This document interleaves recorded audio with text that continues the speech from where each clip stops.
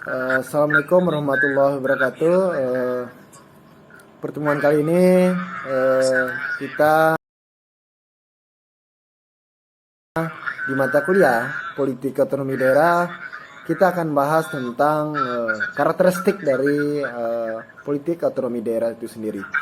Nah, jadi di Indonesia ini kita akan disajikan dengan istilah desentralisasi asimetris. Nah, kenapa dikatakan desentralisasi asimetris? Karena daerah-daerah yang memiliki hak kewenangan khusus dan hak-hak keistimewaan hanya dimiliki oleh 4 daerah di Indonesia. Yang pertama adalah Aceh, yang kedua adalah Jakarta, yang ketiga adalah Papua, dan yang keempat dan yang terakhir adalah dengan hak kewenangannya istimewanya adalah Yogyakarta. Nah, politik otonomi daerah ini memberikan hak-hak dan kewenangan khusus kepada keempat daerah ini, bukan berarti tanpa ada pertimbangan dari pemerintah pusat.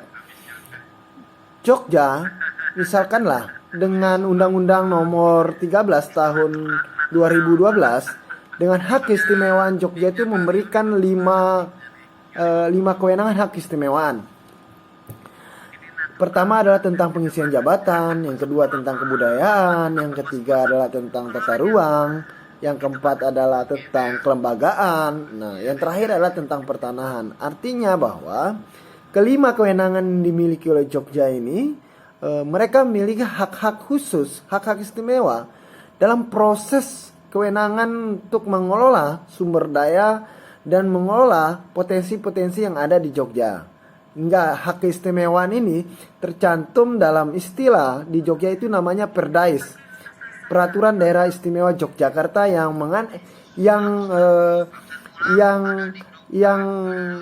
memiliki 5 kewenangan khusus, 5 kewenangan hak istimewaan yang kita kenal dengan Perdais. Jadi seperti itu. Nah, sementara di Aceh mereka memiliki hak kewenangan khusus terkait dengan hukum syariat Islam.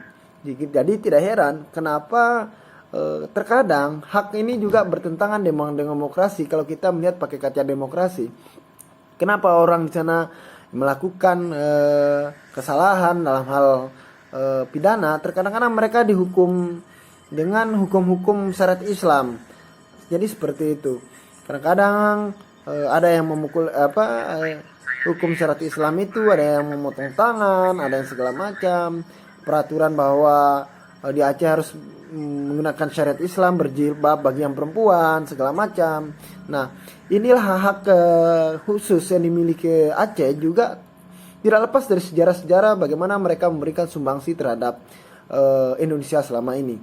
Aceh, siapa yang tidak mengenal dengan Aceh? Mereka juga adalah salah satu daerah yang telah berkontribusi menyumbang beberapa sumber daya kekayaannya untuk membeli pesawat Indonesia saat itu untuk merebutkan kemerdekaan. Selanjutnya, hak khusus yang dimiliki oleh Jakarta adalah hak yang mengatur tentang keuangan. Jadi tidak heran politik otonomi daerah atau kita kenal dengan desentralisasi asimetris di Jakarta itu tidak berlaku sistem keuangan daerah bagi daerah lain. Jadi di Jakarta itu cuma ada pemilihan gubernur dan wakil gubernur. Tidak ada pemilihan bupati, wali kota, tidak ada. Jadi kewenangan keuangan itu sangat diatur oleh pemerintah pusat, khusus daerah otonomi, khusus Jakarta sebagai ibu kota, sebagai sebagai ibu kota negara kita itu Jakarta. Selanjutnya adalah Papua. Papua, kenapa mereka mendapatkan hak otonomi khusus, hak keistimewaan yang diberikan oleh pemerintah? Bukan mereka karena memiliki sumber daya alam yang banyak, tidak. Tapi memang di Papua itu hak khusus itu lebih tepatnya diberikan kepada hak-hak keulayat, hak-hak adat, sehingga ini terangkum dalam istilah hak-hak kelembagaan yang diwakili Majelis Rakyat Papua, MRP. Jadi MRP ini di Papua itu hampir setara kewenangan kelembagaannya dengan DPRD kabupaten. Nah, teman-teman semua, dalam mata kuliah desentralisasi asimetris politik otonomi daerah kita kali ini, kita mempelajari ini tentu tidak luput dari sejarah-sejarah yang memang bangsa Indonesia saat itu sangat membutuhkan. Bahkan sampai saat ini jejak-jejak sejarah dari hak kewenangan yang dimiliki Jogja, Papua, Aceh, dan Jakarta sebagai daerah sentral yang memang tidak bisa dilepas dari sejarah itu sendiri. Kira-kira begitu. Ya mudah-mudahan sajian dari mata kuliah politik otonomi daerah khususnya membahas tentang destinasi asimetris ini teman-teman bisa berkeinginan untuk mengetahui, untuk mengupas lebih dalam. Kira-kira dari saya sekian, bersama saya Irawansa, dosen ilmu pemerintahan Institut Ilmu Sosial Ilmu Budaya, mengucapkan selamat menikmati sajian dari materi yang saya sampaikan. Assalamualaikum warahmatullahi wabarakatuh.